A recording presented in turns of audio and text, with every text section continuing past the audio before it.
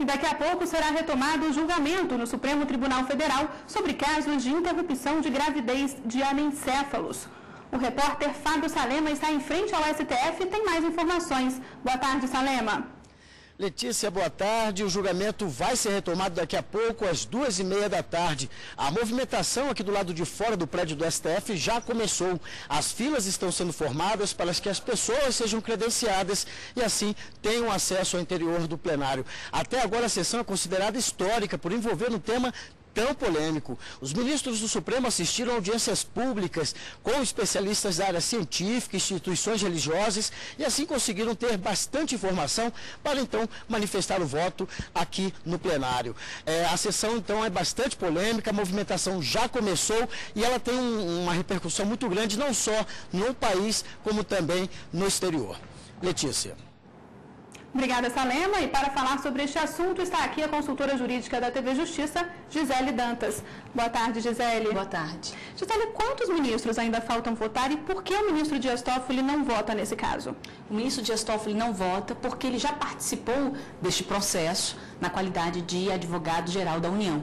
Então, como ele já se manifestou neste caso, inclusive favoravelmente à interrupção da gravidez, ele se declarou impedido. Essa regra está prevista no próprio Código de Processo Civil e também no regimento interno do Supremo Tribunal Federal. Por essa razão, apenas 10 ministros vão participar desse julgamento. Como 6 ministros já votaram, faltam apenas 4 ministros.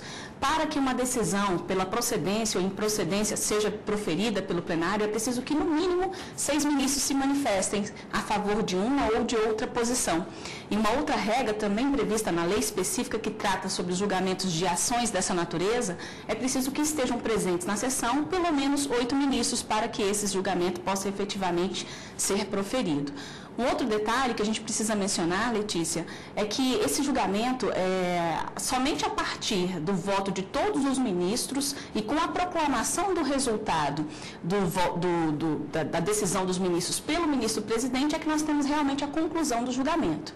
Existe aí uma expectativa em cima dos votos do ministro Celso de Mello e também do ministro Aires Brito, porque eles já em outras oportunidades já se manifestaram favoravelmente à interrupção. Mas é importante destacar que esses votos, uma vez eles já, mesmo tendo se manifestados em ocasiões anteriores, eles podem vir nessa sessão com um posicionamento diferente e até mesmo aqueles ministros que já votaram também podem fazer um reajustamento de voto depois de ouvir a manifestação de todos os demais ministros.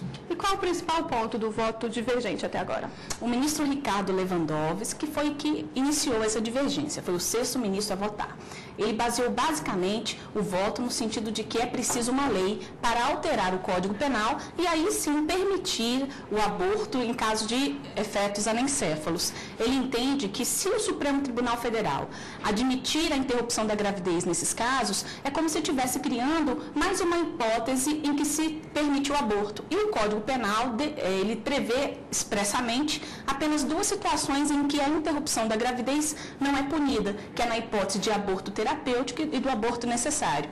Mas para o ministro Ricardo Lewandowski, esse aborto de fetos anencéfalos, que também é chamado de aborto eugênico, segundo o ministro, esses fatos, essa conduta, ela não poderia ser alargada, porque o Código Penal ele prevê como crime a conduta de interromper a gravidez. Então o legislador não trouxe essa previsão. Só uma lei, ou seja, só o parlamento, diante de um debate público, é que efetivamente poderia ter uma alteração, propor uma alteração legislativa. Só parlamentares que representam efetivamente a soberania popular, a expressão da vontade popular. Então seria necessário a lei. E aí tem outros argumentos também que o ministro coloca, como por exemplo, a possibilidade de com essa decisão se alargar a hipótese de outros tipos de interrupção da gravidez, todas as vezes em que se tivesse uma gestação de um feto com pouca ou nenhuma probabilidade de vida extrauterina. Então, são esses os ponderamentos que o ministro fez e, por essa razão, ele votou pela improcedência da ADPF. E é possível que o julgamento seja concluído hoje? A gente tem como fazer alguma previsão? Na verdade, não, Letícia. Essa é a grande expectativa, realmente, é que o julgamento ele se conclua.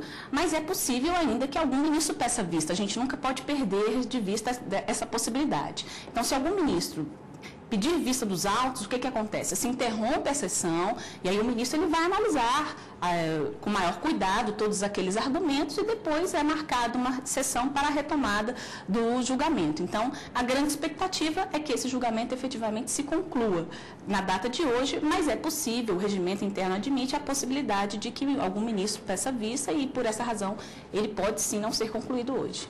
Agora, a questão do aborto, Gisele, que é muito citada aí, no julgamento, inclusive, foi falado isso, que quem é contra diz que não se pode falar em aborto nesses casos, né? Esse é um detalhe que a gente precisa realmente esclarecer.